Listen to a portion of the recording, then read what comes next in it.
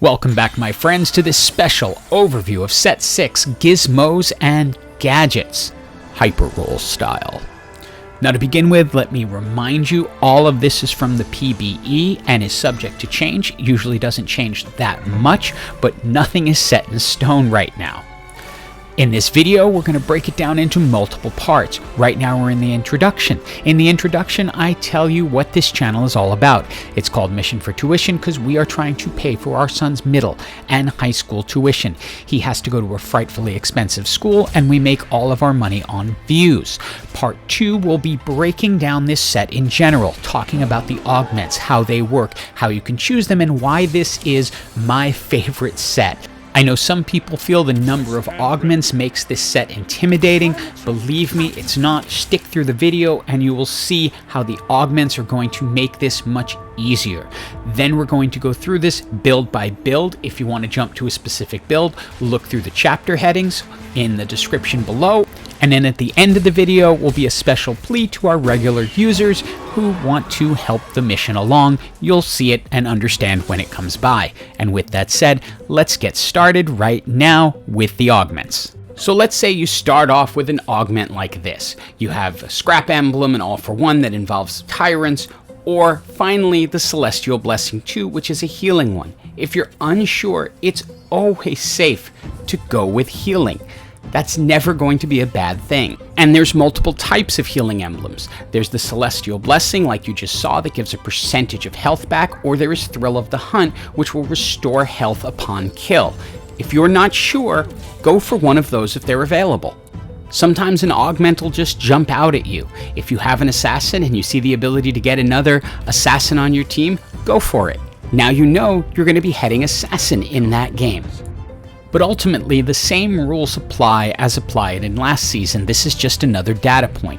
You look at your items, your champions, and your augment. Here we have a 3-cost Yordle, a Sunfire Cape, and then we get an amazing Yordle augment. So small, giving them a 35% dodge chance, so you know you're going Yordle. As for your second and third augments, you're going to let what comp you're building decide. For example, in this game, I was already heading towards Chemtech, so they gave me a Chemtech specific augment, therefore I chose it. It's very easy as long as you let the game guide you. But now I think it's time to move into specific builds. And since we were just discussing it a moment ago, let's start with everybody's favorite and most hated build, Yordles. You can try by picking one up right off the carousel with a decent item, like a Poppy with a Negatron Cloak, or a Ziggs with either a needlessly large rod or a Tear. The idea obviously is to set up your tanky character with a tanky item, or your casting character with a casting item. Now, in a perfect world, you've picked up your Yordle off the carousel, and then when you get your chance, you get something like this.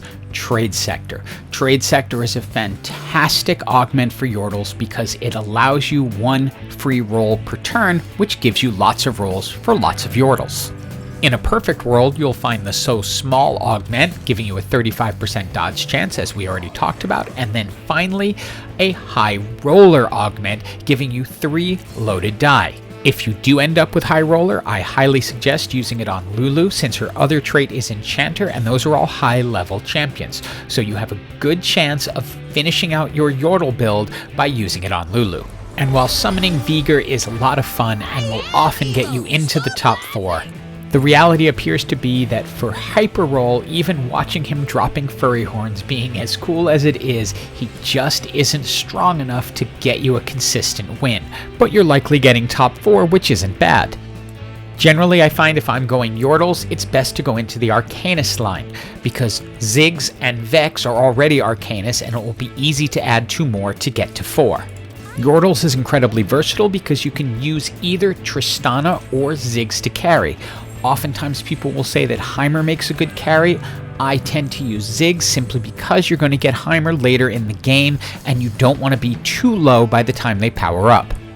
There are lots of different items you can put on Tristana, but you can see that the Infinity Edge, Last Whisper, and Rageblade is very effective at taking other teams down. You can also use Giant Slayer since there are a lot of high health champions in this set. But it is important to allow your augments to guide you. If you don't have healing or dodge, as I did in this case, then you might want to get a healing item. If you end up going Arcanist, you want your board to look something like this, with Ziggs as one of your main carries, and then hopefully someone like Victor can come in and help clean things up. In this case, I had the Arcanist Soul, so I had bonus Arcanist and was able to get the additional Scholar and Academy, but it's not necessary. You can do it with just 4 and not needing that other one. One of the things I like about Yordles is how versatile it is. You don't have to go Arcanist, you can use Tristana as your carry, and then you can end up with something like Socialite, so you have a spotlight on a champion, and then Enchanter and Scholar to just further buff your team. In this case, between Yuumi and Seraphine, we're doing tons of damage. But be warned, when you play Yordles, people are going to be upset, and when you win, they're going to be even more upset, and they're going to let you know what they think of you. As you can see, I'm a boring tard. So you too can be a boring tard and play Yordles. It's one build that you should always have in mind as a possibility. But with that said, let's move on to our next build. This is a build I actually stumbled onto in my very first match, and I just picked up what was there and went with it and found it incredibly strong, and it's Chemtech. Now, warning in advance, this build has changed a little bit throughout the PBE, and while they've nerfed it a little, I still find it incredibly strong, but it's also highly contested. You can always try to force this build by picking up a Twitch or a Singed at the beginning. You want the Twitch to have an item that would form into either a Rage Blade or a Runin's Hurricane, and a Singed to obviously have some type of tank item, but you can start like that and then hope you get augments that fit. There are augments that are specific to Chemtech, such as Chemical Overload, which allows your champions to explode after death, or Instant Injection, which triggers the Chemtech buff at the start of combat. Either one of these are really good to pick up if you see them first and use them as a clear sign that you want to go Chemtech. But again, try to use the augments as just a third data point. Look at your champions, your items, and then see if anything fits. If you have good Chemtech items, go for something that will work, such as Celestial Blessing, which is a healing augment.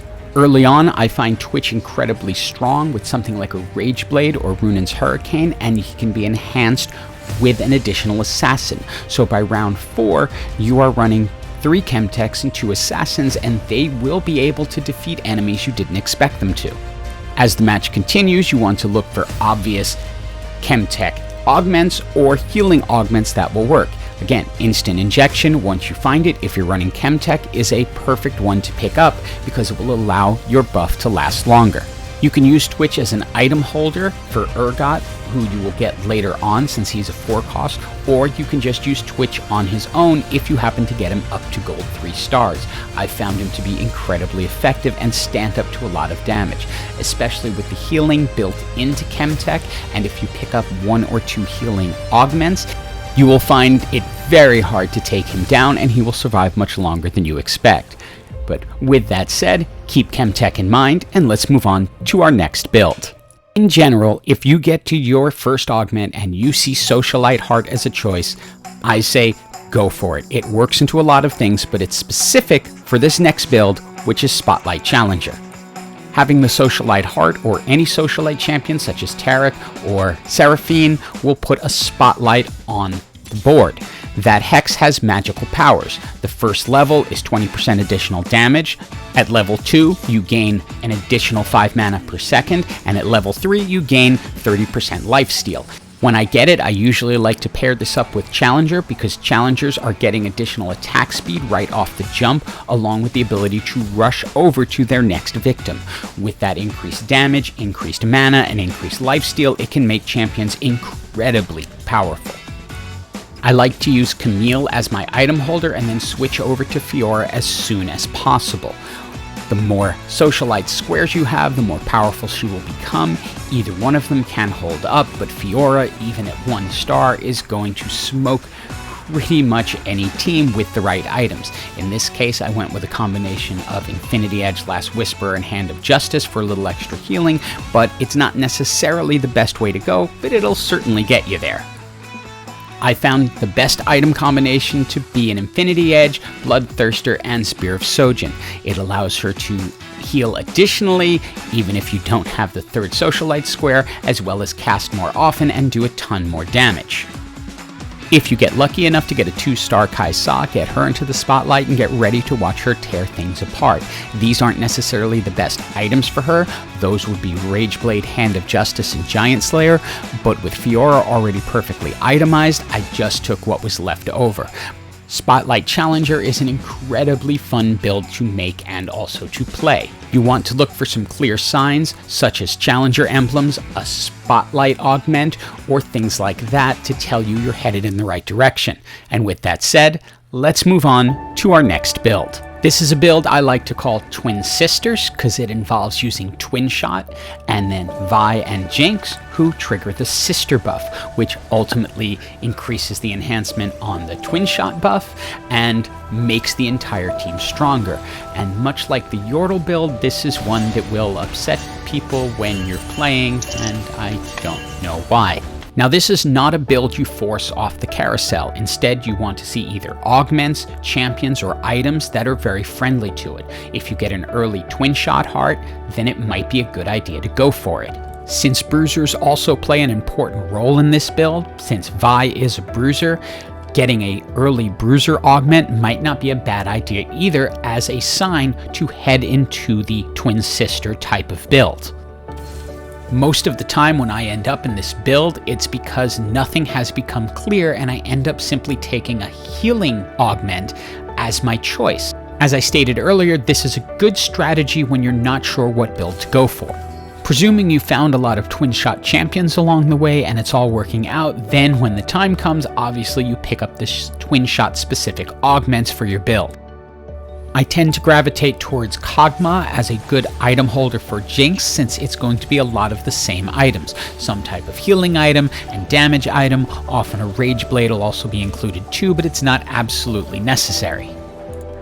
There is also a lot of crossover with Chemtech, because Mundo is both a bruiser and a Chemtech, Zac is a bruiser and a Chemtech, and Urgot is a Chemtech and Twinshot. So it's pretty easy to work in a little bit of Chemtech into the build to give yourself that little extra oomph when you need it. This build is an excellent build to have something to pivot into. Your ultimate goal is to end up with 4 Twinshot, 4 bruisers, 3 Chemtech, and then whatever else makes you happy.